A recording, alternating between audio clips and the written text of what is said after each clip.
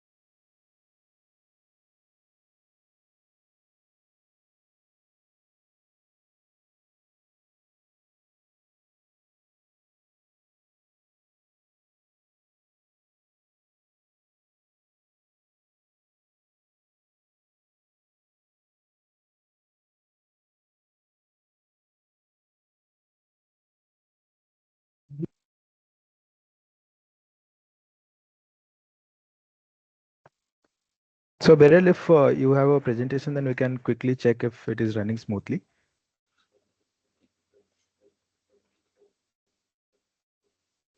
Okay, you want me to share it here or send it to you? You can share it here. Okay. You can just share your screen and just run it. So then you can just check. Okay, in a minute.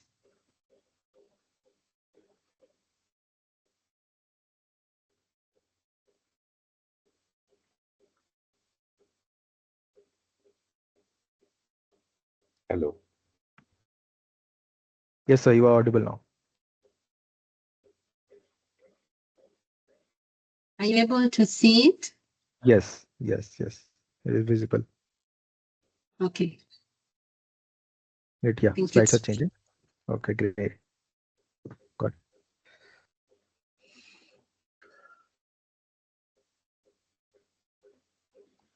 it. Sir, for you, I will share my screen. Just check if it is coming up.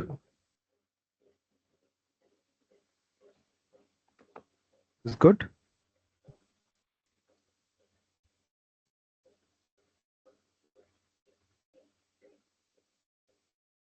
yes, I'm able to see it. Okay.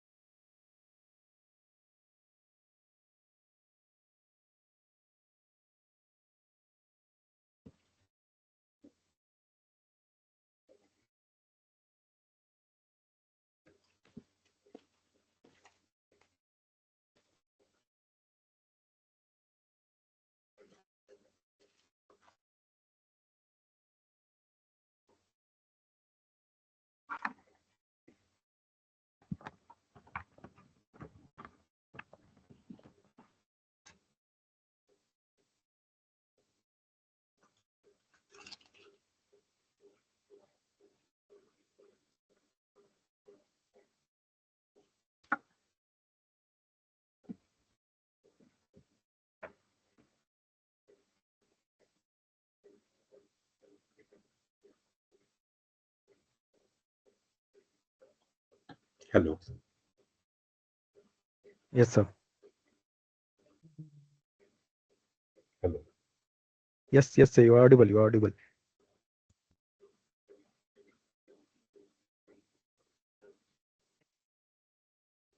Are you able to hear me?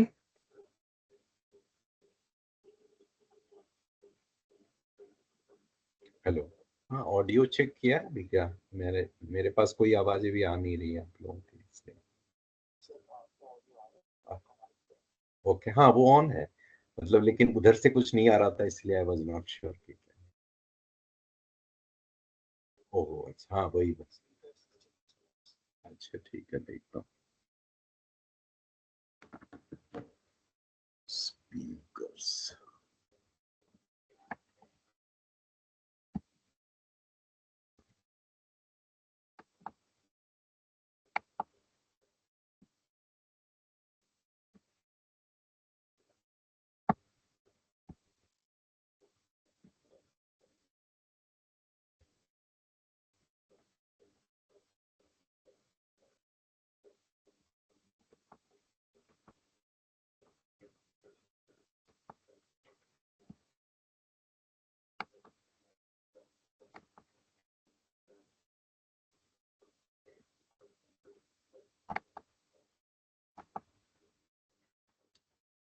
Hi, Sweta hello. ma'am. Welcome. Hello. Hi, good afternoon. Good afternoon. Yes, sir. Am I audible now? Yes, we can hear. Krishna says speakers has a problem, I think. So he just checking.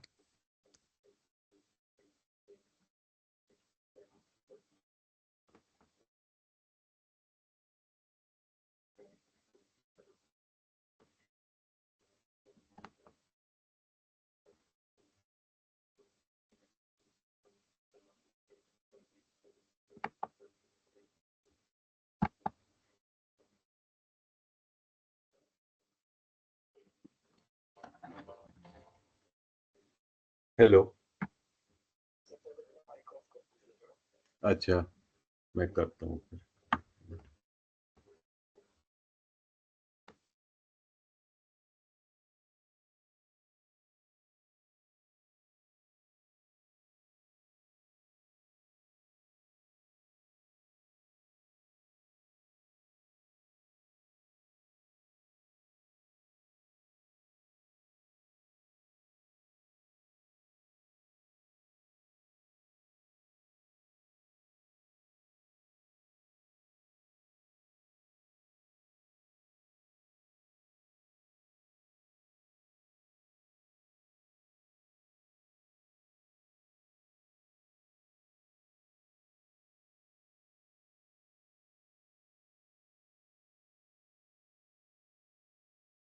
Checking for Krishna sir. Checking for Krishna sir.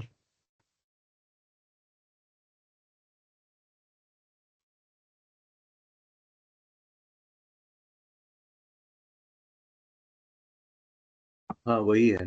Hello. आ रही है, लेकिन मेरे पास नहीं आ रही है कोई आवाज़। मेरा स्पीकर तो ऑन है, पता नहीं क्या है दिक्कत।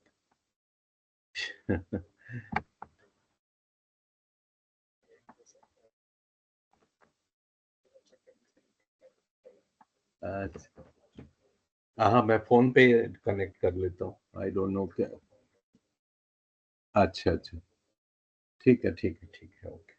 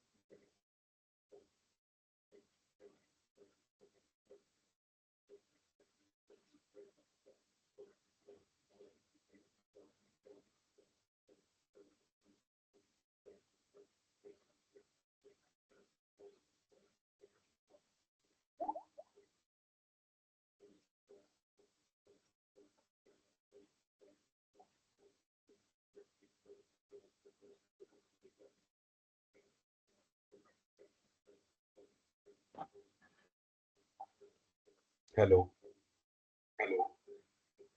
Yes, sir.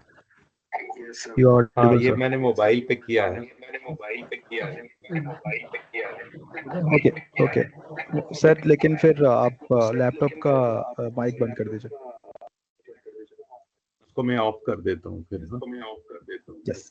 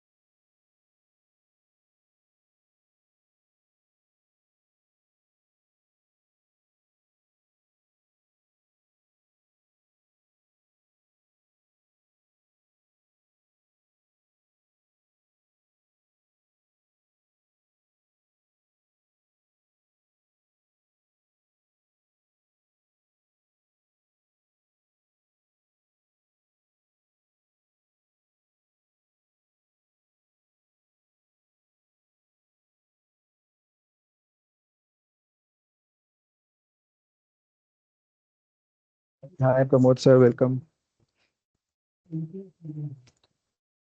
Thank you. Thank you. Thank you. Thank you. Good afternoon. Good afternoon.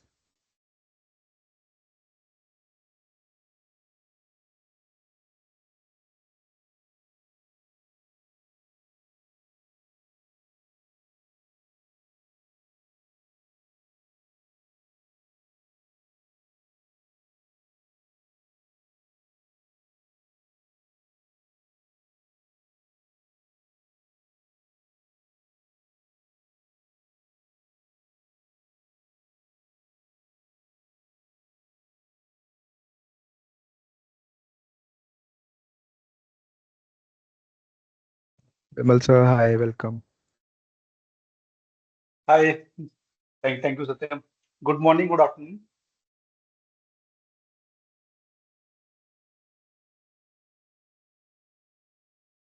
We are waiting for a few of our speakers, and we'll start in another 3 minutes. Yeah. Hi, Shweta. How are you? Hi, Vimal. Good afternoon. I'm good. Good afternoon. Yes. Thank you. Thank you for coming. Thank you. Thanks for having me.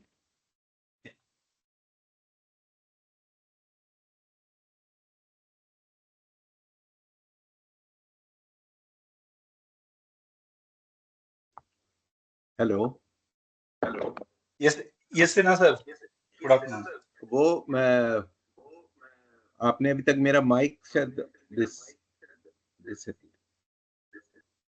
I can able to hear you, but not able to see. yeah, I mean my mic is disabled actually. Hi, Pramod ji.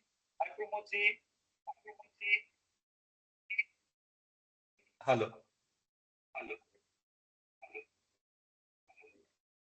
I think Pramod ji, आपका Hello, voice good is afternoon, good afternoon, good afternoon, good afternoon. My voice is echoing? Yeah, no, Krishna sir, can you just switch off one of your mic, either laptop or phone? I will switch off my laptop. Okay. Yes, Yeah. yes, Hi, because it is hi, echoing. hi, Beryl. How are you?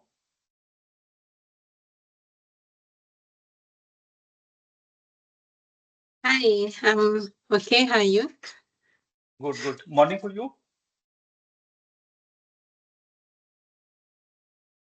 Sorry, I must have missed that.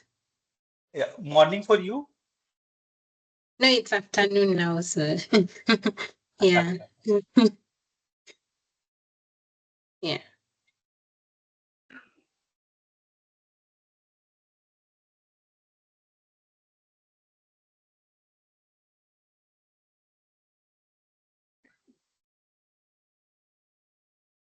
Nick checked with the Simon also.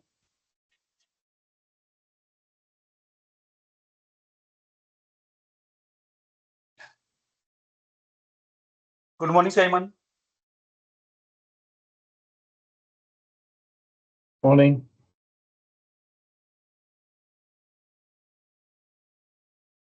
Yes, we'll be starting in a short while. We are waiting for some more people. Mr. Jethani is also here as a welcome. Thank you, Vimalji. Good afternoon. Good afternoon, Jahan. Good afternoon, everyone. Good afternoon. Good afternoon. So we'll be starting in a minute or so. Yeah.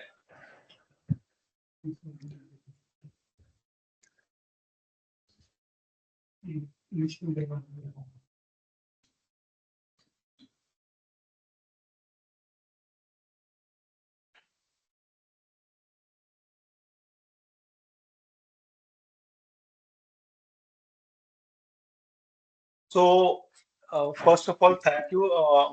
As you all may aware that this is the fourth session of talk series, and when we say fourth session, we have a methodology where we organize the session wise, and each session consists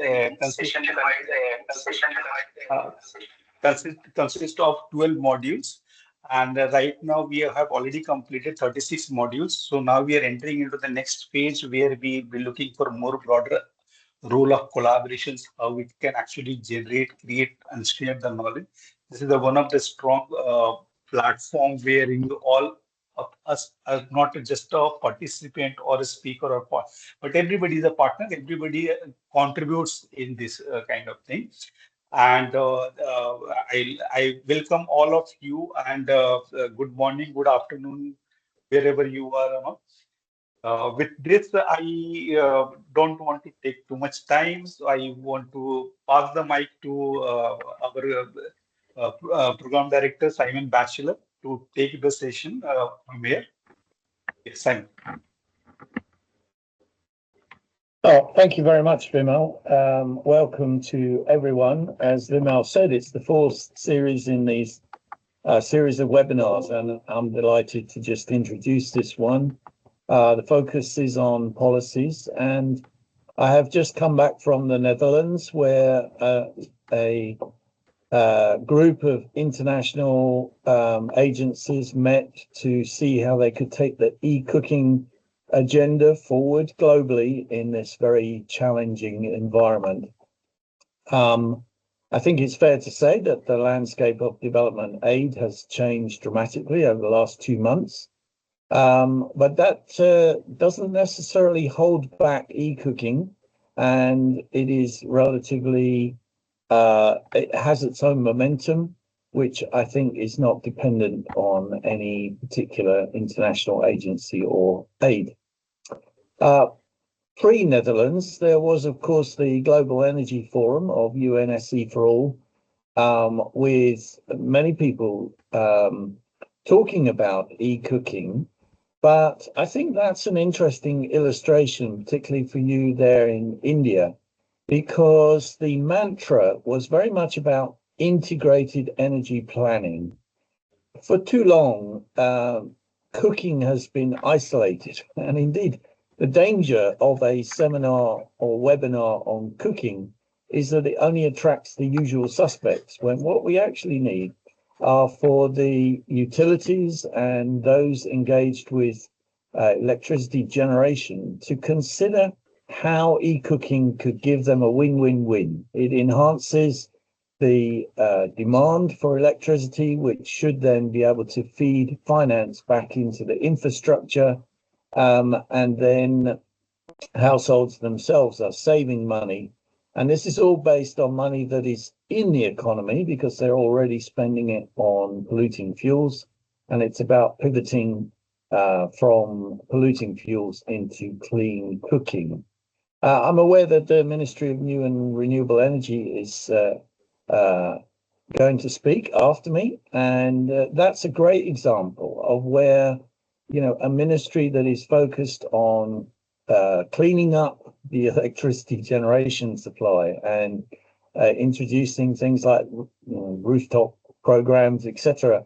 That is going to dovetail and complement any actions on eCooking, particularly those actions that include energy efficient appliances. And I think that's where the emphasis has to be.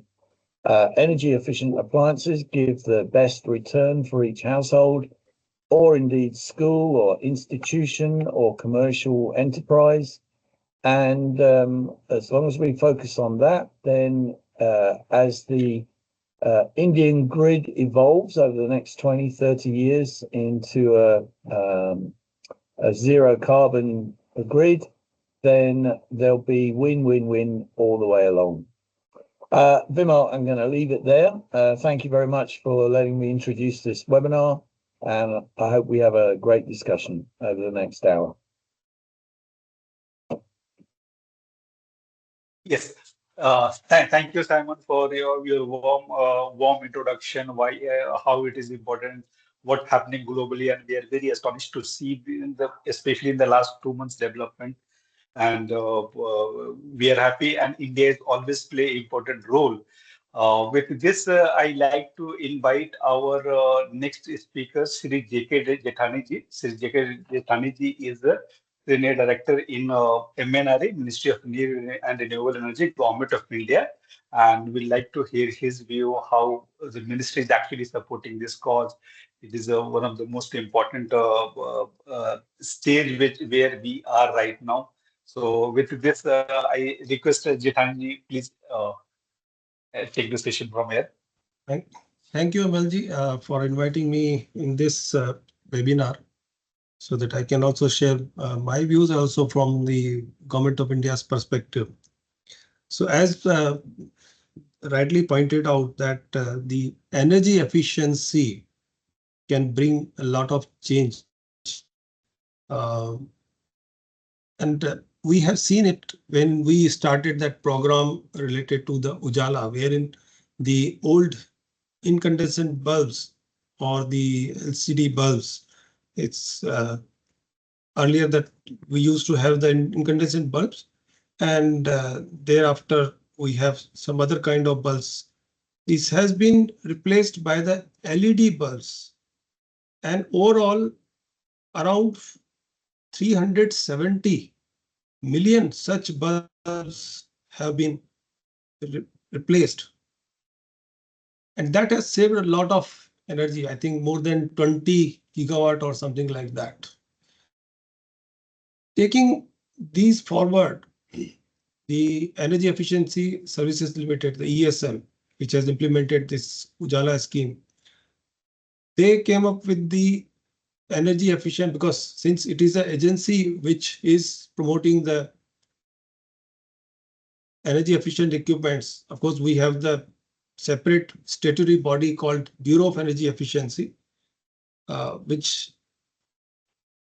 initiates such schemes and program, including the standards and labeling. We know the start labeling of the appliances. So ESL is the implementing body. They implement on the ground, and they have taken this Ujala scheme. They have also taken the replacing of the street lights. You may be aware that earlier it was the sodium vapor lights, 70 watts more than. They have replaced these sodium vapor lights into the LED lights, which are 20 watts or so, saving a lot of energy that is being used for these appliances. They have initiated one of the program, the National Energy Efficient Program, wherein they are now targeting to deploy around 100 million energy efficient fans. These are the BLDC fans. And they're also targeting to deploy the around 2 million induction cooking stoves. So since the topic of the webinar is related to e-cooking, so of course the induction cooking is the most efficient. If we compare with the other cooking, it is around 75% or so energy efficient. Cooking is the need of every family, and in rural India particularly,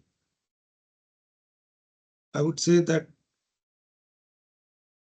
before the launch of this Ujjwala scheme, wherein the LPG cylinders were provided to the rural families, around 60 to 70% rural families were using biomass for their cooking needs. And these things were creating issues related to the health problems, their drudgery in collecting these firewood or the cow dung or all these things, and taking that to bring them out of these things, providing them the clean source of energy. The Ujjwala scheme, wherein the LPG cylinder, one cylinder with cook stove was being provided. It started in 2016, and in 2020 it was further enhanced. So total 103 million families have been given the Ujjwala connections. What have been observed that in rural area, one, it is very difficult to get the refilling of the cylinder because the distributors are far. Also, the cost of cylinder, even if it is subsidized, the cost of cylinder as of now, I think around 800 rupees or so. So the poor families may not be able to afford this 800 rupees for a cylinder. Therefore, we have to work out what are the other alternative options to provide affordable cooking needs. So we have worked out whether we can develop the solar cooking systems. In 2017, the ONGC had a competition wherein they have selected the model developed by the IIT Bombay. And in that model, the IIT Bombay has developed the DC induction cook stove using solar panel, batteries, and the charge controller. That won the first prize, and some of the systems were deployed in a village called Bancha in Madhya Pradesh. These were successful, of course. But what I have observed, I have also visited that village and interacted with the families. They were using these induction cook stoves. However, some of the dishes or the cooking requirements is not possible with the induction cook stove. What I have observed and the feedback I have got from them. So there is a need for developing the new habits, or I would say the mindset and operational behavior. If we want to say that no, we need a smoke food, then it is not possible in the eCooking. For that, of course, you need the biomass or coal or something like that. But we have to educate that such kind of habits may not be healthy, and therefore there is a need to create more and more awareness among the people. We are implementing a scheme called the PM Surya Ghar, wherein we are providing solar rooftops for 10 million households, and under which a subsidy of 78,000 rupees for a normal category of states or UTs, and in special category states and UTs, it is 10% higher, so around 85,800 from the government of India, and that is for a rooftop system up to 3 kilowatt capacity. 13 states and UTs have also declared their additional subsidies. Now I think it is 14 because Rajasthan has recently declared that they will also give 17,000 rupees for per rooftop connection under the PM Surya Ghar scheme. The subsidy from the state and UTs as high as 45,000 rupees per kilowatt in Andaman Nicobar and Lakshadweep. So for the first kilowatt, I would say that 30,000 the central government is giving, and then for say the special duties 33,000. 33,000 plus 45,000. So in case of Andaman Nicobar, people are getting as high as 78,000 rupees for per kilowatt as a central subsidy. Now, when they get this kind of subsidy, they can install rooftop. They can also fulfill their cooking needs using these solar rooftop. Because with 1 kilowatt of rooftop, on an average, we can get 4 units of electricity in a day. And we are going to install a 3 kilowatt system, it's 12 units. In general, a small family requirement of electricity needs is around 5 to 6 units during winters and maybe around 10 units in the summers. Since you have installed 3 kilowatt or more and you have this units generated that is more than your need, you can use the same power for the electric cooking using the induction cook stove. And as I mentioned that for the induction cook stove, there is a scheme by ESL and they are providing the cook stove, induction cook stove at a very cheaper rate, and I think around it's 1,200 rupees only. And as the induction cook stove is most efficient as compared to the other cooking needs, and mostly all the dishes, Indian dishes, can be cooked on this induction cook stove, and that has been demonstrated at a large scale by the ESL. All kinds of, even if you want to cook the roti, chapati, the Indian bread, that is also possible on the induction cook stove. So sometimes it happens that people don't want to use induction cook stove. It may not be possible to cook the Indian dishes there, which is not correct. The only thing is our mindset has to be changed, because when we saw the flame, then only we think that there is a cooking is happening. Otherwise, we think that cooking is not there. That kind of mindset is there, which needs to be removed, or that education or awareness has to be created. I would also like to mention here that the IOCL, they have also developed one solar cook stove that is called Saur Nutan. This is a kind of thermal battery. The solar panel is, there is solar panel, then there is a heating element which heats and stores heat energy in a thermal battery. And using that thermal battery, you can cook your meals. So, and they have the different models for breakfast, lunch, model for breakfast, lunch, dinner, and even now the twin burner system they have also brought in. The issue with the deployment of that solar cook stove is the cost. At present, the cost is around 45,000 or so.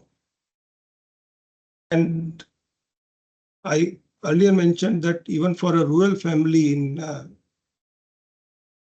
they are not able to afford 800 rupees cylinder. So it will be very difficult, or it's not possible for them for purchasing this kind of costly solar cooking system. And it also has some issues in the sense you can't be dependable completely on such kind of solar cooking systems. Suppose during monsoon for the 4 days, there is a complete cloud coverage, no sunshine. it will not be possible to use that. So in such a case, cooking is a need where you need instant solution. You can't say that, no, it should be user friendly, it should be affordable, it should be reliable. So for that, wherever the grid connectivity is there, the induction cooker stove being the efficient one can be used as compared to the biomass or LPG. Because biomass is outrightly not recommended because it has a lot of issues. LPG, because we are importing LPG, so it is a burden on the forex of the country, and definitely slowly the cost will go up. We should go towards the clean energy which is sustainable. Therefore, promoting more and more solar would be beneficial. Under PM Surya Ghar, though we have the target of only say 10 million households, but this target can be further increased depending upon the requirement. With the subsidy available, the electricity that you get under the scheme would be as low as maybe 2 rupees, 3 rupees, but much more cheaper than the grid power available.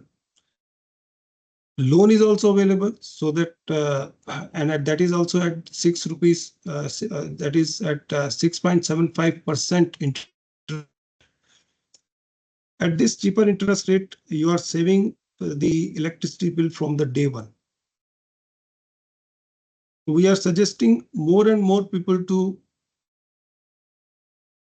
apply for this PM Surya Ghar scheme, and utilization of this energy that they have installed, they can also use the e-cooking system. We may also request the states to, suppose I mentioned that the 14 states are also providing some kind of subsidy for the installation of rooftop. They can come up with some kind of scheme wherein they can provide, say, induction cooker stove as a gift to those who are deploying those who are applying for the PM Surya Ghar scheme. This could be one option where we can promote the e-cooking. And the cost is not much. As I mentioned that under ESL, we are getting this induction cooker stove only just for say 1,200 rupees or so. So I will request the Finovista Vivalji, you can also put a kind of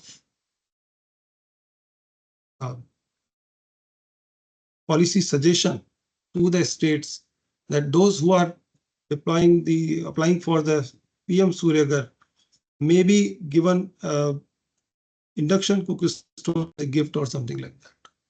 So that will promote the e-cooking, and that will reduce the LPG consumption. That will also help the rural families to reduce their biomass burning or other things. So these are my thoughts, and I would love to hear from other colleagues, friends of this webinar. Thank you very much. Thank you, Shri Jithanji, for your valuable input, and we are very happy to hear from the government that yes, electric cooking should be promoted under the PM scheme, not only for 10 million, but it actually go beyond that. And we understand that value of ESL.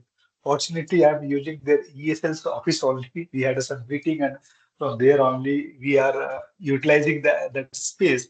So as a strong partner is very, very important to have the ecosystem. And during the beginning of my session, I mentioned that it is going to be the collaborative effort. The sector is very, very stage where may not be very vocal about themselves, but somebody need to talk how to solve these challenges. Economic wise, very not big opportunity for the manufacturer or anybody, but definitely the sector per se is important. So from the now government official, I would like to move to the next person. She is a very special person, Shweta Ravi Kumar. She is executive director for the FSR Global, and she actually engaged in a policy dialogue activities which focuses on strengthening the global South and South North translational research exchange, which is important. And considering the sector require a lot of knowledge and the activities,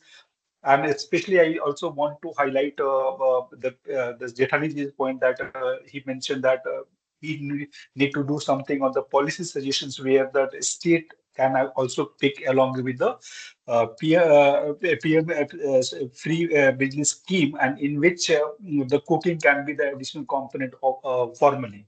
So yes, Shweta, handing over to you. Thank you. Thank you, Vimal, for the warm invitation and also that nice introduction. I have to concur with a lot of points that Mr. Jetani had pointed out, but particularly I also echo with what Simon mentioned in the very beginning. It's so refreshing and nice to see clean cooking becoming a part of the central debates. It's not a side note or a footnote in discussions anymore. And I think one of the sort of motivators for this discussion is the E in the clean cooking that you're bringing in. I think electricity is a tried and tested technology that we're all familiar with, just probably not all familiar with in the clean cooking space. But this could be a great way to sort of finally bridge the clean cooking gap in SDG 7 goals that we're all trying to fill, whereas energy access has made that leaps and bounds in terms of the strides in success globally. So I think for the intervention, I would broadly classify the e-cooking space into 5 buckets, just for ease of us to sort of understand and follow, and where policy or regulatory push can come in. And this could be also sort of the indicators for businesses and other service providers to see what's the gaps that they can fill. So I think first and foremost is on the appliances itself. When it comes to e-cooking, I think there are multiple devices and options available. And I think some of these options can do multi-cooking mode. So for instance, if you're using something like a microwave or an oven, they probably can do multiple functions. But if I'm using something just to boil my water or to boil a cup of tea or coffee, then it's a very specific function. Now, of course, this is still very high-ended appliances that I'm talking of, but whereas the basic cooking is also the essential cook stoves that we're talking about.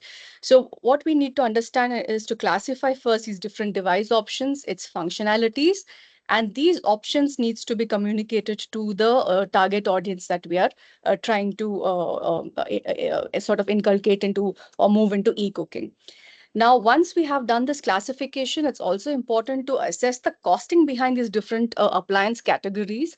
And to the most parts where we want people to switch from the traditional cooking methods to more cleaner cooking options, cost becomes a critical component of this, right? So, and also that this means there has to be lucrative funding options being provided to that economic class segment in any particular country. Many a times, these families that would need to switch are the ones who are living on more short-term earning basis.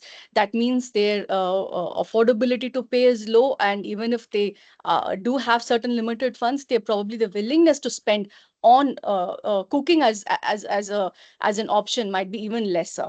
So we will need to sort of nudge them in the right directions. And I think here we don't have to look too far for some of the best practices. We can just look at what electricity access did with pay as you go as an option. So when pay as you go was introduced for solar home appliances or other productive uses of solar home systems or mini grid systems, what it essentially did was, one, it allowed consumers to gain access.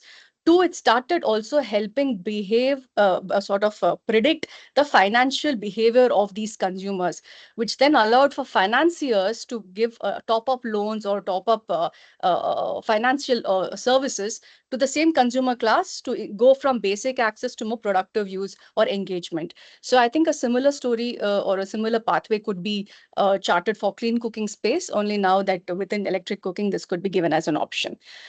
Again, within appliances, I think standards become very important. If you see the case of India, many of the middle income or even the lower middle income families would essentially try and experiment with the second-hand market or even substandards equipment being sold right on a footpath or in some homegrown markets around. So there is no way of controlling standards there, and because they appear to be affordable, although in the long run, probably they're burning their pockets twice or thrice over. In the immediate prima facie, the consumer thinks it's cheap, and so they buy these substandard products. So awareness needs to be again built that probably a slightly expensive but long-lasting product is something that can be tapped into, provided again a financial pathway is given. Now, if you look at the upper middle class or the higher income societies, I think they are looking to experiment with more smart devices and others. But again, within that arena, there's a very small, limited set of population that would subscribe to it. But again, India is moving towards many other smarter technologies. So this could be something that we can tap into the future. But we need to bear in mind the digital divide and the different language barriers. So this needs to be kept in mind when we're looking at least markets or scales like India. And of course, into appliances, it goes without saying, user behavior and consumer preferences are needs to be factored in. As Mr. Jetani was mentioning before, different cultures have different preferences. So the Indian subcontinent's requirements need to be kept in mind when we're looking at these solutions. And awareness needs to be brought in by role models who are homemakers, other cooks, other practitioners who can say that the same traditional dish could be cooked through option A, B, or C. The second bucket is, of course, on the behavioral nudging itself. And I think it goes without saying that most of the successes policies world over have benefited when there is something in it for me. That me could be a consumer, a service provider, anybody. So if you're looking to onboard at a household level consumers to switch to e-cooking, then probably we'll have to show some sort of a benefits in terms of savings. It could be in their monthly budgets. Maybe switching to electricity also has friendlier on their pockets, which means we need to have lucrative tariff options being offered by discoms. Or the other way of nudging could be through the medical path, which means we're directly communicating about health benefits to consumers, which I think is happening. But the other side is what needs to be factored in. Now, the third bucket is, of course, the most important one, I would say, which is the role of discoms, because they are going to be the front line for consumers when we switch to e-cooking. I think first, even before we roll out massive e-cooking uptake plans, the distribution companies also need to identify how much of a load they expect because of e-cooking coming in. And based on that, there would have to be the appropriate grid enforcements. Again, all countries and cities don't build and enlarge in the same way. There will be concentrated pockets of different economic classes, which means loads could be different. So the grid needs to be sort of reinforced in the correct way. And most important would be also reliability of supply of electricity to these to pockets where we are expecting e-cooking, because cooking is not an optional topic. When you're hungry or hungry, when you have to cook, you have to cook. So if there is a power cut, then that means it's going to delay or derail my entire day, which will have other economic losses as a society. So we need to make sure that reliability of supply is something that is essential. And of course, be it grid tied or off grid, either options. Demand response as an option for cooking is probably still a bit into the future, again, because as I said, cooking is usually classified as a non-interruptible load.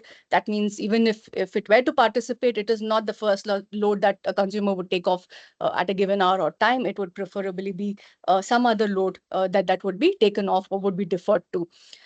Then I would say we have two other, let's say, cross-cutting buckets. One is the substitutions. What we need to bear in mind is when we are asking consumers to move away from traditional cooking, that means we're taking away, we're nudging them into cleaner cooking options, surely, but it also takes away other benefits like heating options in winters, particularly, which goes unfactored in now. But if you take away that means the heating effect that was given by the traditional cooking stoves would need to be substituted with something else. So that's an additional technology to be factored in. On the flip side, in summer, you're saving on the cooling because, as you're all aware, India is getting up for a really hot summer, with all of us having to probably will see sort of grid constraints. Again, these needs to be factored into the integrated resource planning that Simon was mentioning very much in the beginning. If we are able to predict and plan this in advance, I think this is not a most difficult problem to overcome. Then, of course, we'll have to also see how much of space would e-cooking carve for itself, as it would have to compete with some of the legacy cooking options. Gas infrastructure is coming in, and e-cooking also is dependent on external imports of fuels. So we'll have to see how and what's the trade-off, be it at a country level or be it at a state level. So for this, we'll have to do some sort of a societal level benefit of mapping and mapping of benefits rather, and also at the consumer level, how this trickles down. And the last bucket that I would say is more cross-sectorial. We need to take into design considerations, be it at building level, urban planning level, and others, how cooking could become a more essential part of our e-cooking will become an essential part of design. I think many households are still not equipped to take on much of such loads, particularly older buildings. So that means architectural communities, design communities, interior design communities need to be also made aware that e-cooking option is not just about design aesthetics, it's also making sure electrical safety is something that we prioritize. And also building designs to factor in rooftop space, which is a constraint in many crowded parts of India, because we can't leverage those rooftops because it's sparse. And if it is, then probably there's a lot of shadowing between ununiform buildings in and around. So I think these are some of the key points to consider, both from a policy perspective and as a regulatory perspective, to keep in mind when we are starting to deploy e-cooking at large scale. I'll stop here for now, Vimal, and hand the floor back to you.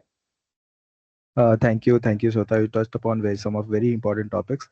Vimal sir had to leave because some technical difficulties with his laptop. But we can continue from here.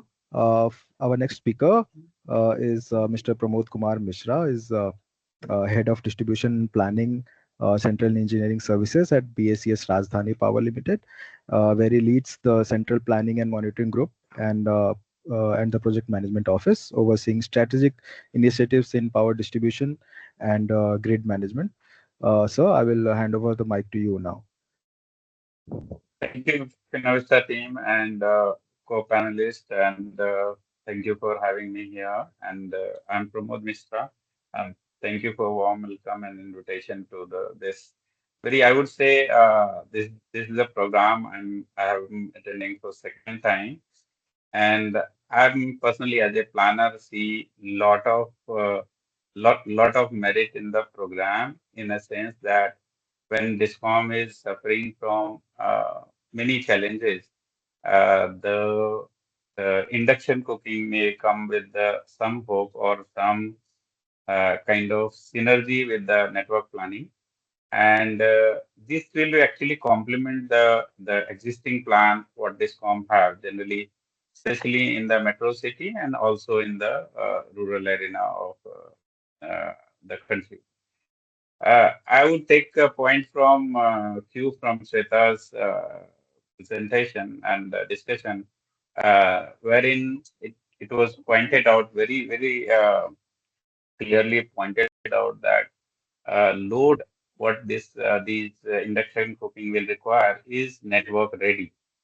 So we see two merits into it. One thing, yes, if you see at least the metro cities, if I'm planning Delhi's load, so for Delhi, induction cooking load will complement the network requirement. So network is already there for induction cooking, because if you see the cooking hours, during the cooking hours, network is lightly loaded. So there is juice, there is potential to take the induction cooking load. Our peak comes during the day at say 3:30 p.m. or in the night say 11 p.m. During these peak hours, generally the cooking is not done.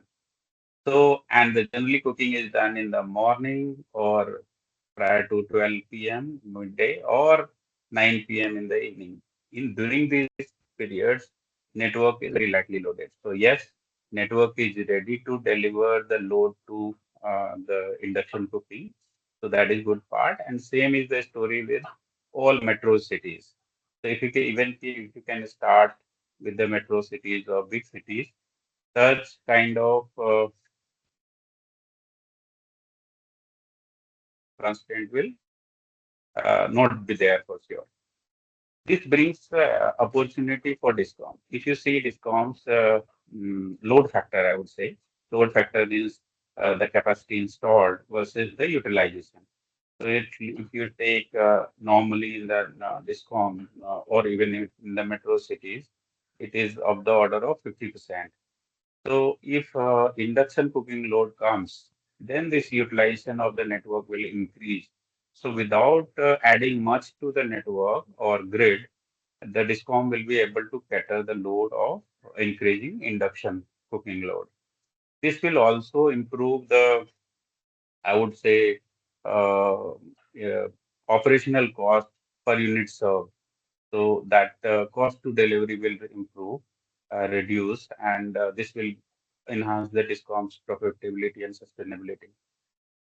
Taking cue from here, if we take further, then this 10 million Surya Ghar Yojana will further add in, especially in the rural India. So this Surya Ghar Yojana will not only generate electricity, but it will also ensure that every house is connected with the adequate wiring support. So the network will come to the house because it has to be the generated electricity need to be evacuated to the grid.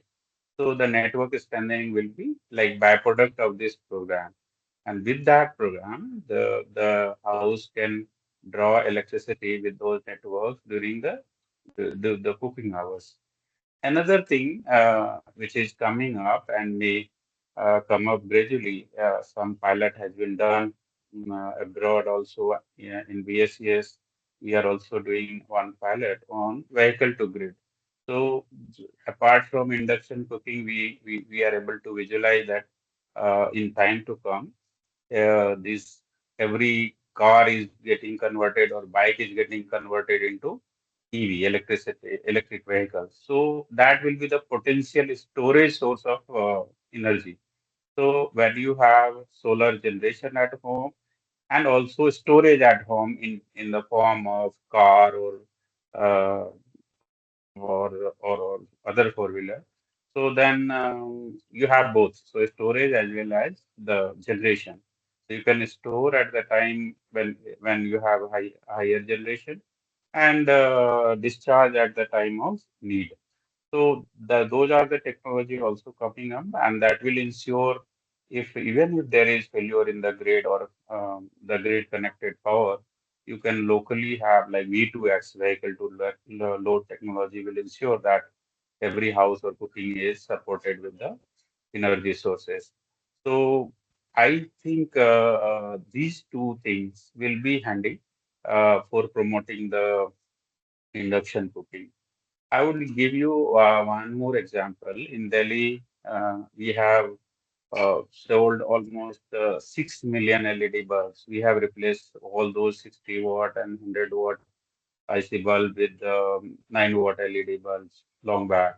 With now conventional fan with BLDC fan, replacing old ACs with the 5-star ACs. Why we are doing? Why Discom is doing this? Because you see, this comp challenge is peak demand, not the sustained demand. Sustained demand is opportunity for discom. At the same time, peak demand is like challenge for the discom. Discom need to plan network based on peak demand. So if you see comparison of EV load versus induction load, then for DISCOM, EV load is induction cooking load is dearer, and EV load is challenge for the DISCOM, because what happens, the EV load is generally actually it is coinciding with the existing peak of the DISCOM, whereas cooking load is coming in the valley of the DISCOM's load. So that way, induction cooking is preferable to the DISCOM as far as DISCOM's network planning is concerned.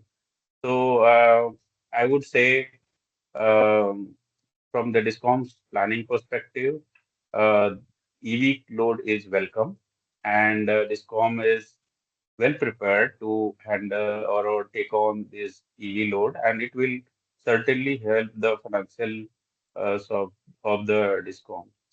One thing I would like to here point out again, behavioral aspects, which I also mentioned behavioral patterns. So sometime back we have done a behavioral energy program on 200,000 customers. What we have done in that survey was we have taken model customer control list of customers where energy consumption was studied, and based on those control lists, we have given monthly advisory to 200,000 customers, like it was peer comparison. So the control customer was from the same society, and it was advised that your neighbor is using electricity this much with the similar kind of appliances. However, your consumption, with minor these tweaking, you can reduce your bills. And that has seen that those behavioral changes, the behavioral advisory programs, has seen the improvement in the consumption of the customer. This brings saving to the consumer's bill, at the same time reducing the peak demand for the discount. So just to mention for the benefit of viewers, that during the peak hours, DISCOM's energy per unit energy purchase cost is highest, and network is also on the highest level of stress. Technical loss is highest.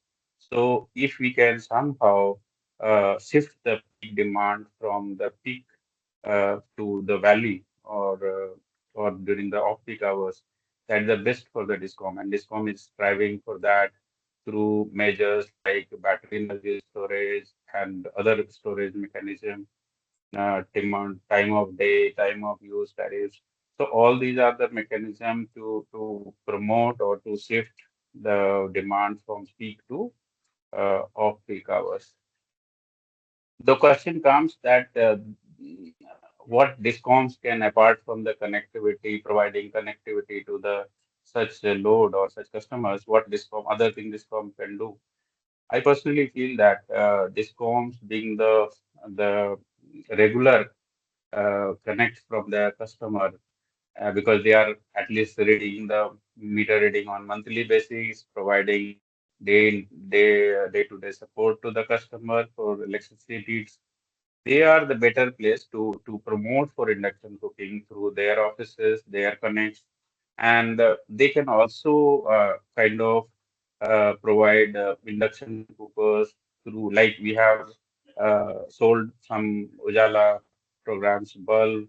We are selling BLDC. We are promoting AC. Similar thing, induction cooking can be promoted, and DISCOM can be like catalyst in that. Even the customers, these cooking appliances can come as part of the energy bill. It can be, I mean, collected, and those mechanisms can be explored, because DISCOM is already connected with the customers. And I also feel that the DISCOMs or customer have more trust with the DISCOMs than anyone fresh comes in with any product.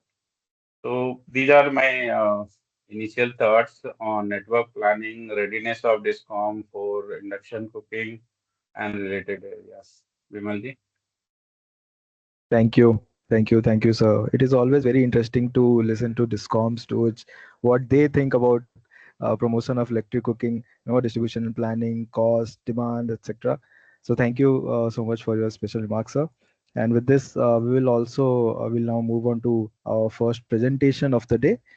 So for that, I would like to invite Mr. Krishna Kumar Sinha, advisor, Finovista, and ex-industrial advisor, DIPP, Ministry of Commerce, Government of India. And Krishna sir has a background in mechanical engineering and specialization in production engineering, and he has over 35 years of experience in Ministry of Commerce, industry, automobile industry, export promotion, FDI promotion, and FDI policies. He has also experience in manufacturing and industrial policy. These are some intense activities that he has done. He has also designed our policy compendium this year. And so, welcome, sir. And uh, I'll share my screen. I think I have your presentation. Thank you, Satyam, for a rather detailed introduction and good one. Anyway, thank you for giving me this opportunity as well. And what I propose to do is giving a overall picture of a kind of policy scenario, policy program, schemes, everything included at the moment. Because see, if you look at the different promotional uh, statement from the government for e-cooking, you won't find an exclusive one policy paper which is exclusively for electric cooking or clean cooking, whatever you may like to say. But I mean, the initiative have been taken by several departments and organizations. Fortunately, we had Mr. Jethani from MNRE, and there are other organizations, Ministry of Power, EESL, Bureau of Energy Efficiency. They have taken several initiatives. I mean, if you present the complete scenario, the one thing is clear: the commitment of the government to promote clean cooking in India. And to take you, what are the steps or initiative taken over the last, I would say, in the last one decade, or maybe slightly earlier, we all started it. So, I mean, I will take you through a set of slides. Uh, just telling you about these individually in brief.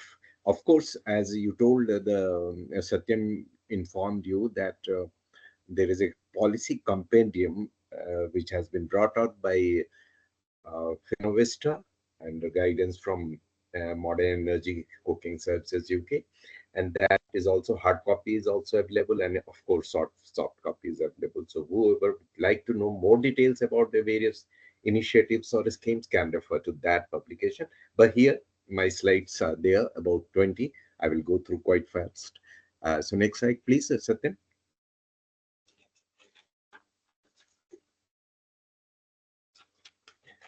Yeah, I mean, it just tells you about the Queen Cooking Challenge and the so many people which in the world, and especially in India, that suffers from the bad effects impact of the smoke which is generated by burning unclean, dirty biomass fuel for cooking purpose, and about 500 people altogether in India even still lacks, and despite the various initiative at the moment, and how it affects our environment, people's health, and overall socio-economic well-being is very clear. But the good part is that the policy maker is very clear about the need for shift to clean cooking in India, and it is amply clear because one of the reports which was brought out by Niti Aayog on multidimensional poverty index, it mentioned cleaner fuel for domestic cooking as one of the index to measure the multidimensional poverty. So the government is well aware and is addressing the issue. And let us also refer to another report by Ministry of Petroleum and Natural Gas in 2022. It brought out the green shift by Energy Transition Advisory Committee. And it also mentioned that it is possible to shift around 25% of the household to electricity for cooking purpose by 2030. So there is and the net zero target by 2070 obviously will require a transition in to cleaner cooking for cooking if we really have to achieve that. Next slide, please. Yeah, that's a graph showing what are the major initiative taken by government for uh, promoting clean cooking in India. As you can see, one of the major I would say landmark was the launching of electric campaign, followed by the star labeling of the induction cooker stove by BEE, then the report of the green shift, which I earlier mentioned. And there are certain specific schemes which are certainly going to change the landscape in this. They are, I mean, which Mr. Jethani also mentioned about his ministries. PM's Prime Minister Surya Ghar Muft Bijli Yojana, which gives 300 units electric-free. I mean, I will little more detail I will show you in another slide. Then the GST Council, which has reduced the GST rate on all solar cooking appliances to 12%. That's a good move. Um and of course, the clean, very recent initiative by Ministry of Environment and Forest about the inclusion of clean cooking in Article 6 to facilitate the carbon financing. So these are the broadly initiative. Let's move further. Next slide. Yeah, I mean, any story about the India's bid to transit from towards clean cooking wouldn't be complete without LPG adoption, because before that it was pure biomass, coal, and kerosene. I also understand.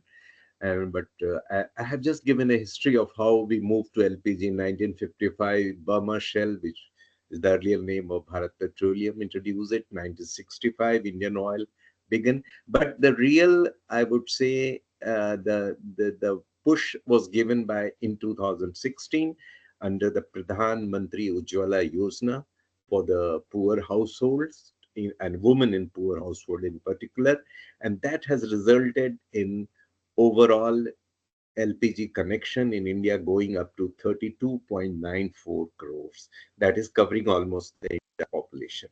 So that is a real challenge. But the challenge doesn't end here, as we see in the next slide. Next slide, please. Yeah, the I mean, previous speaker have already spoken about the challenges in LPG, which one of them I have listed, that price volatility. I mean, it is a geopolitical, the Ukraine war or somewhere Middle East problem, the supply affected, and we see the price increase. So we are dependent on them. And our import dependency is in LPG is around 65%. That makes it even more difficult for us. So that affects the lower income group the most. And despite the subsidy, we have seen that the offtake of cylinder by poor household hasn't gone more than 3 point something so far.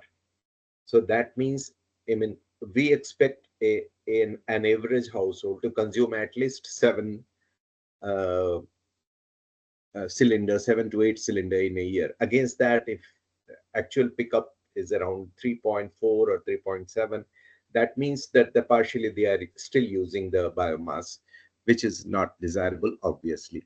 So, I mean, uh, the LPG has its own problem. So that's not the end of our, battle against unclean fuel. So as we move towards more cleaner and affordable and sustainable fuel, as we see in the next slide, please. Yeah, I mean, of course, I'm talking about the barriers for adopting electric cooking, because electric cooking seems to be the most possible option, affordable as well as practical. So, but what we see is that there is a culture of cooking where a previous speaker spoke about this flame. I mean, cooking without a visible flame is not. So that is a cultural binding, or there is a traditional cooking where we are not very satisfied because we feel that the flavor or taste is lacking. That has to be overcome, that behavioral barrier. The lack of awareness. It is awareness about the benefits of the coming out of the electric cooking, which is seen not only in health impact, economic impact, as well as you can feel the, overall well-being of the people. So apart from these individual issues, what happens that when you go for electric cooking, you also need the uh, stronger electrical infrastructure that is to take up that extra load which may come in. And since it is also time that electric vehicles are also coming, so obviously charging of vehicles will also add to the load. So keeping in view that the strengthening of electrical infrastructure is a very, very need of the hour. Then, as we know that most of the electricity in India, even 70%, I suppose, is produced by burning coal. Now, somewhere in the beginning, we are burning a coal which is creating fumes, toxic gases. So that is, it's not the our objective of ultimate clean environment is impacted there only. So what we need is the greening of the grid. So greening of the grid means the more of renewable energy coming out of solar, wind, or maybe pumped storage kind of thing like.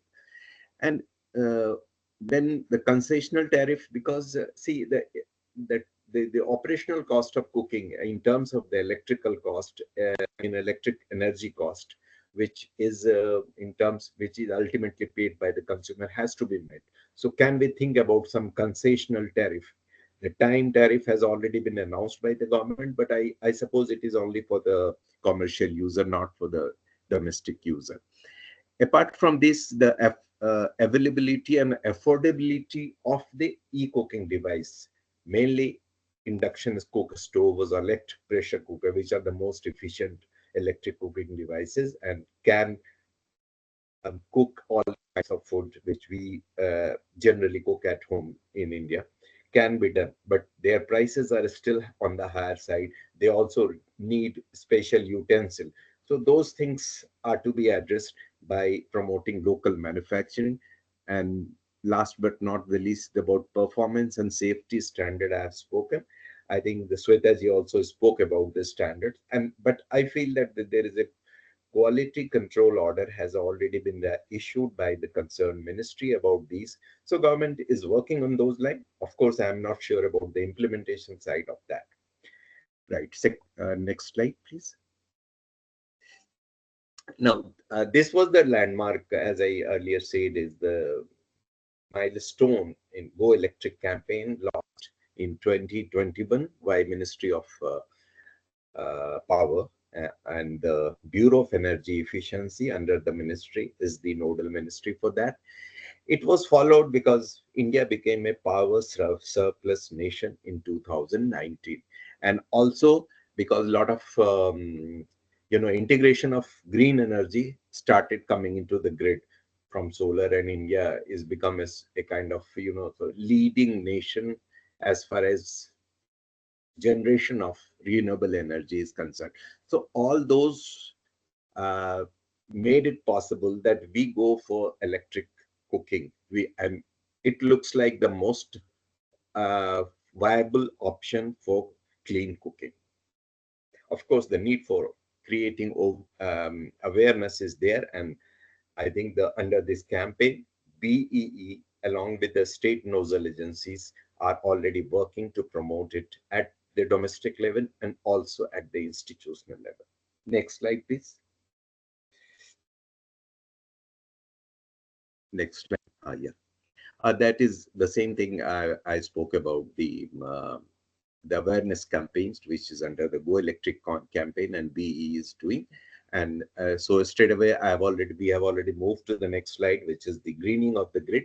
And what I would like to mention here that this greening of the grid, we have already installed renewable energy generation capacity up to more than 200 gigawatts, which accounts for around 46% of the country's total installed capacity for power generation, which as of today stands at 452 gigawatts. So we are moving in that direction. And I think most of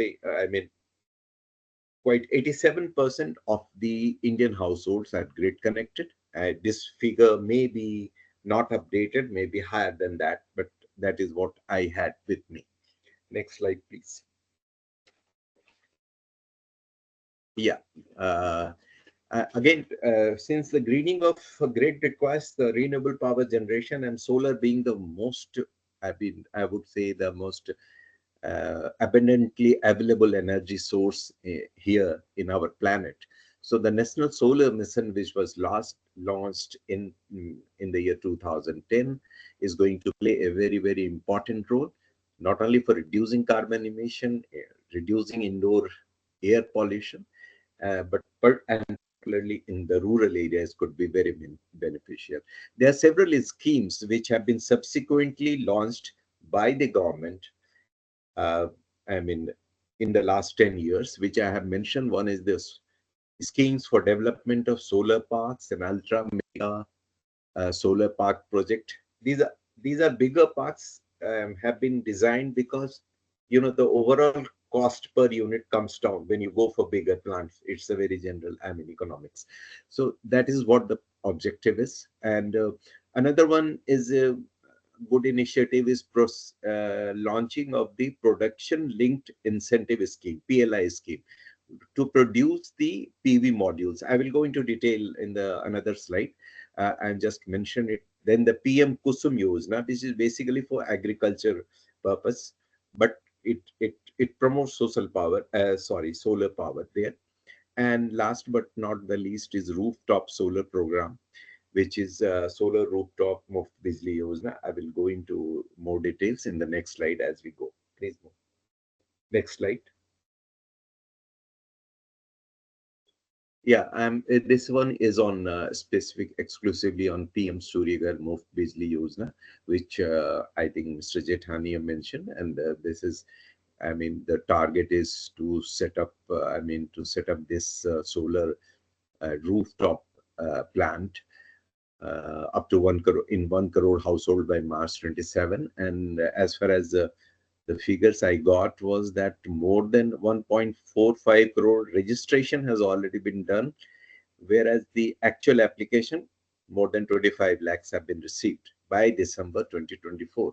It gives a central finance assistance called subsidy, which is 30,000 rupees for 1 kilowatt, 60,000 for 2 kilowatt system, and up to 78,000 for 3 kilowatt, maybe. And it also offers interest loan, low interest loan at 7% for installation up to 3 kilowatt, which was mentioned earlier also. 300 units of electricity free every month. It can also lead to additional income through sale of surplus power to discom. So it's going to be a game changer in my as far as we understand it. Next slide. Yeah, the here I have just given the details of production linked scheme on solar PV models. The need for this is very much because we are highly dependent on import for setting up our plant, and I think import bill reached around 7 billion in the year 2023-24, and no efforts are made in that direction, our requirement of import is going to be $30 billion by 2030. But as I said, the government is well aware of this, and this scheme has been launched for local manufacturing promotion of solar modules. And hopefully, about 14 bidders have received the letter of award. And as you know about, in general, the PLI scheme for various sectors, it offers you 4 to 6% of incentive based on your turnover of incremental sales. So that's a very attractive thing, and it has done wonders as far as mobile manufacturing is concerned in India, and hopefully another sector also so promises. Next slide, please.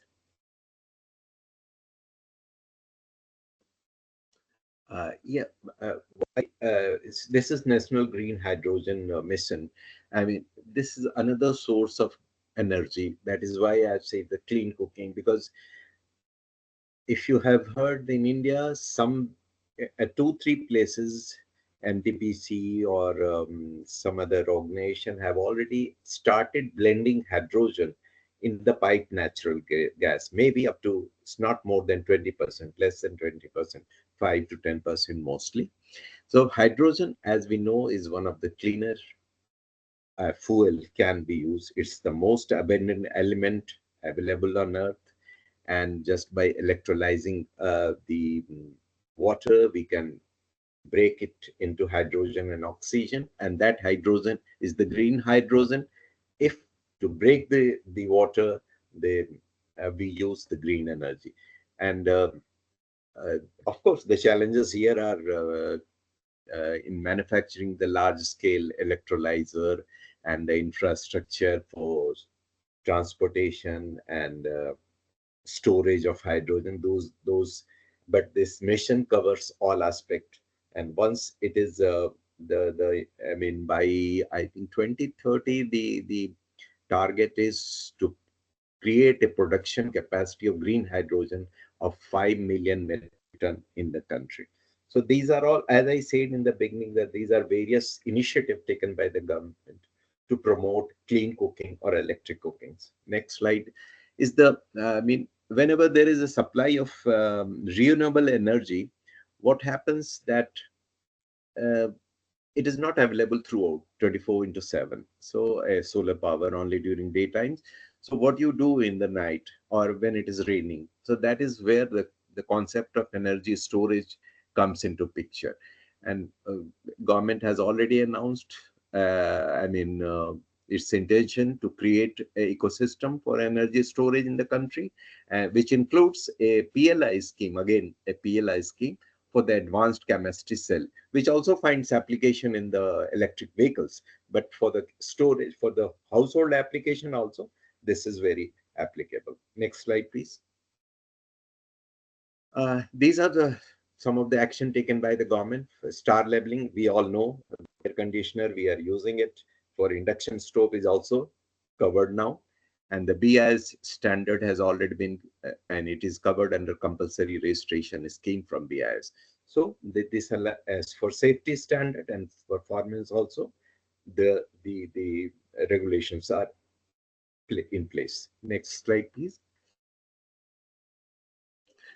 This is another National Efficient Cooking Program, which is being implemented by Energy Efficiency Services Limited, ESL, under Ministry of Power. And the idea is to distribute about 2 million energy efficient induction cook stove at a cost advantage.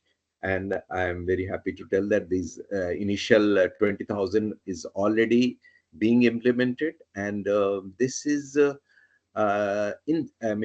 Modern Energy Cooking Services Program is supporting it, this distribution process.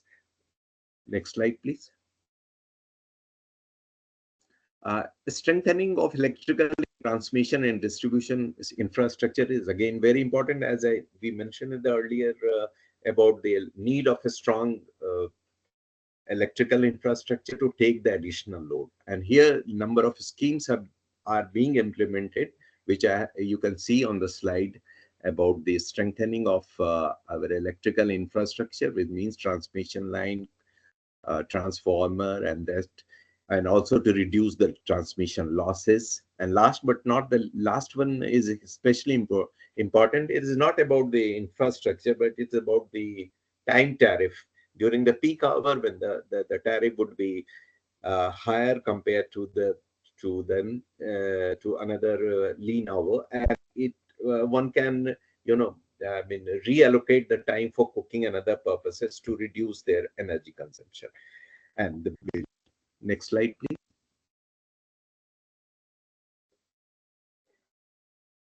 I've just mentioned that these initiatives, in briefly, I have spoken about.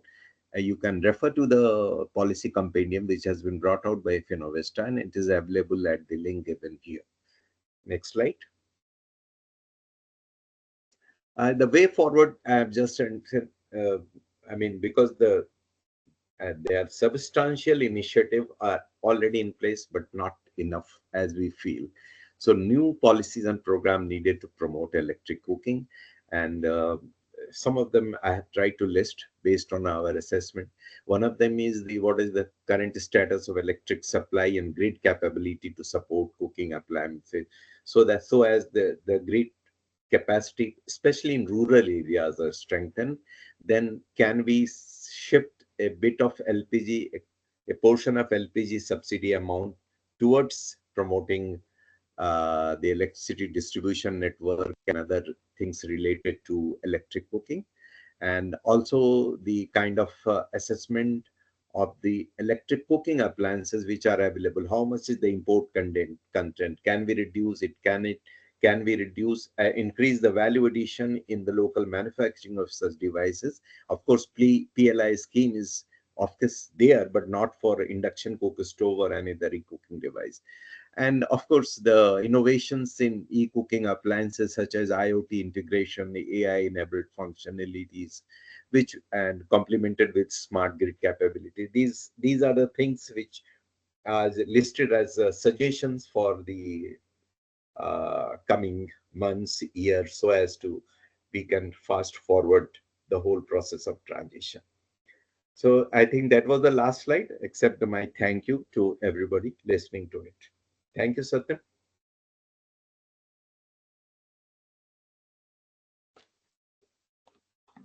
Thank you, sir.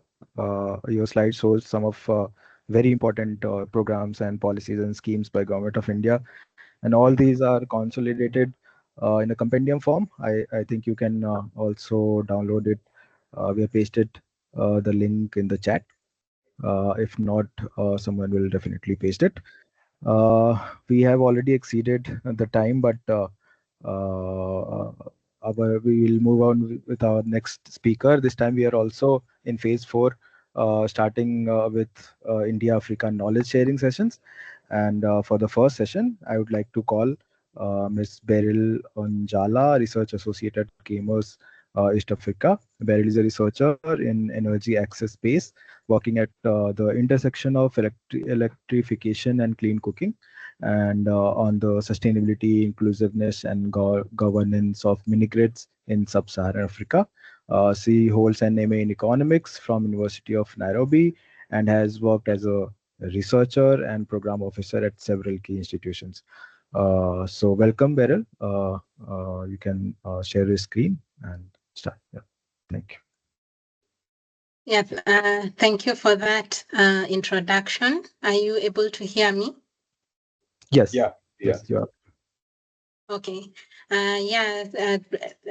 As the host mentioned, I know that there's a bit of a time constraint, so I will try to keep this brief. So today, I will be taking everyone through the two main strategies that we have been part of developing that touch on electric cooking in Kenya. So this was developed using support from UK Pact and following a request from the Ministry of Energy and Petroleum here in Kenya. We were able to support them in the development of a national cooking transition strategy and a national electric cooking strategy.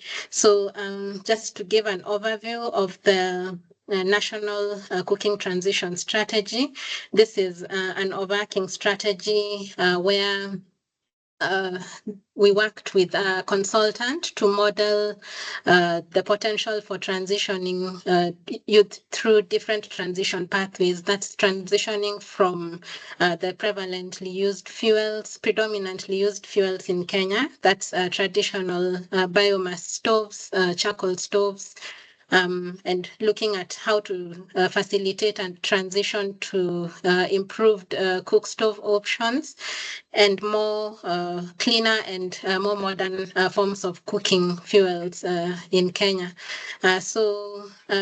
Following the assessment of all the different challenges, the different factors, we identified a number of action points, developed an action agenda to facilitate this transition, looking at addressing issues in the supply chain, addressing the affordability of clean cooking fuels.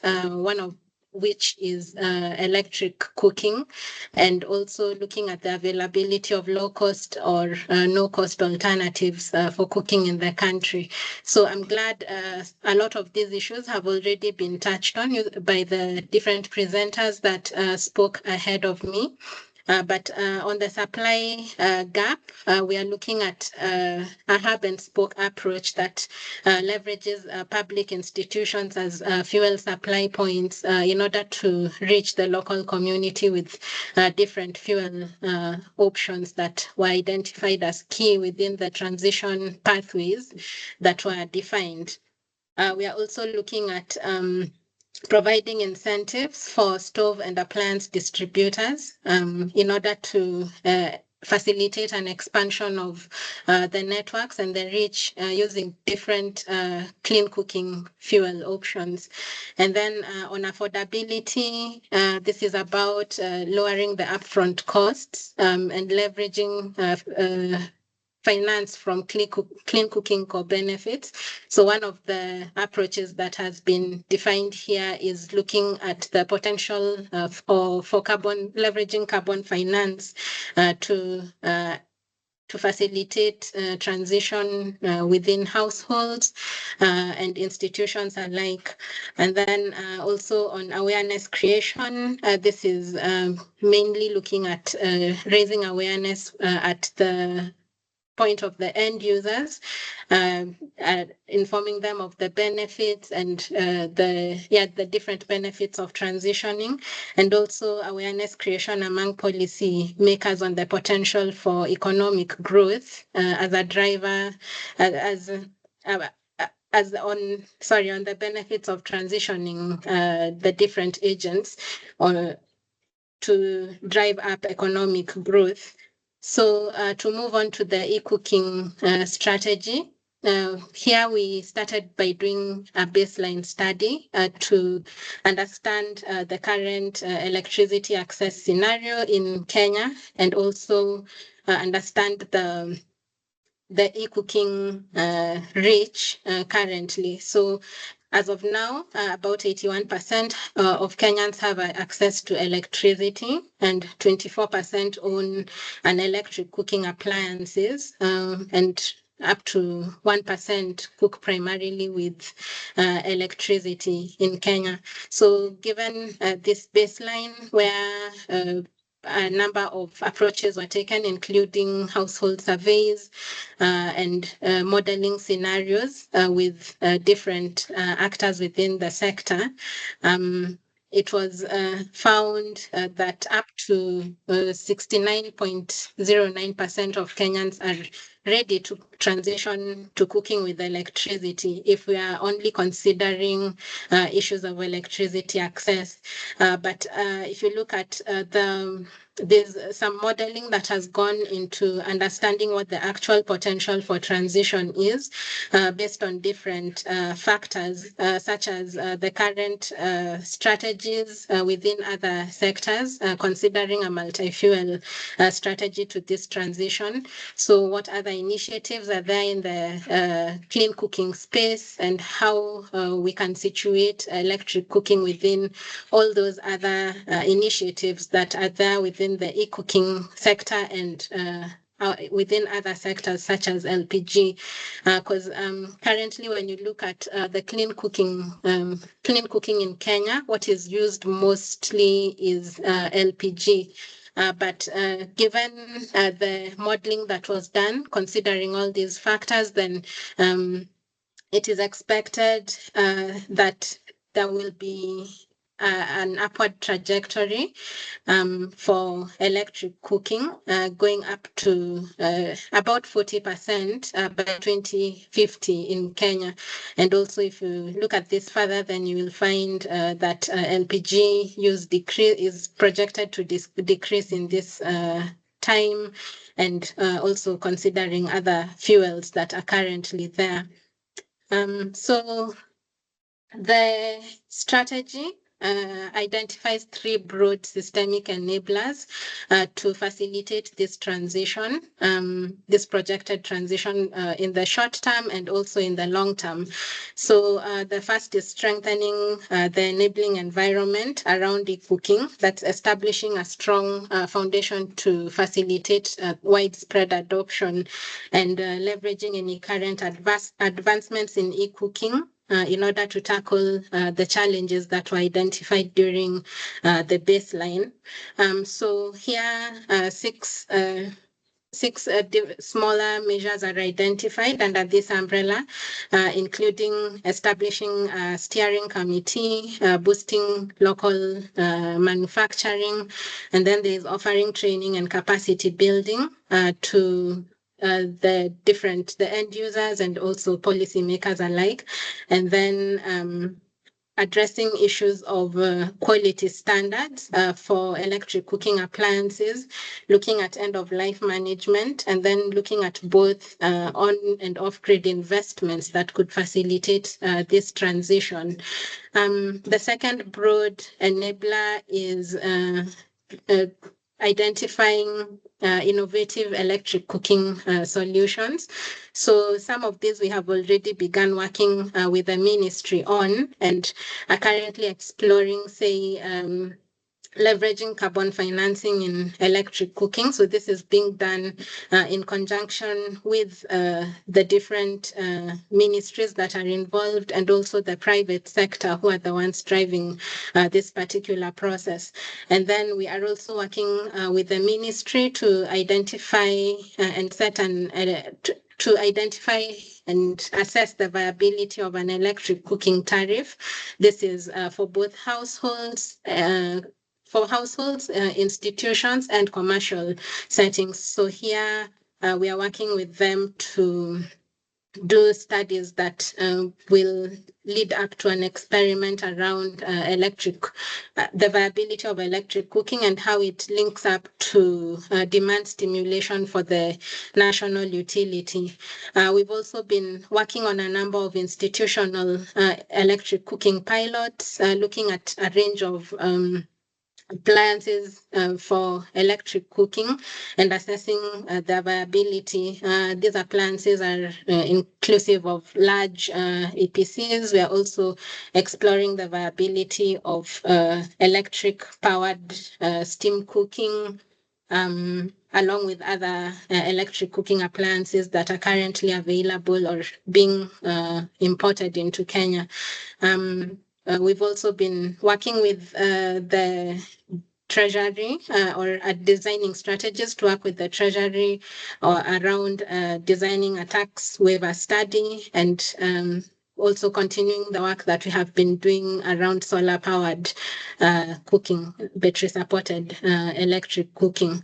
So on the final systemic enabler, we are looking at bridging the affordability and access gaps for electric cooking solutions through awareness creation initiatives and financing schemes for especially the end users and to be able to access various electric cooking appliances.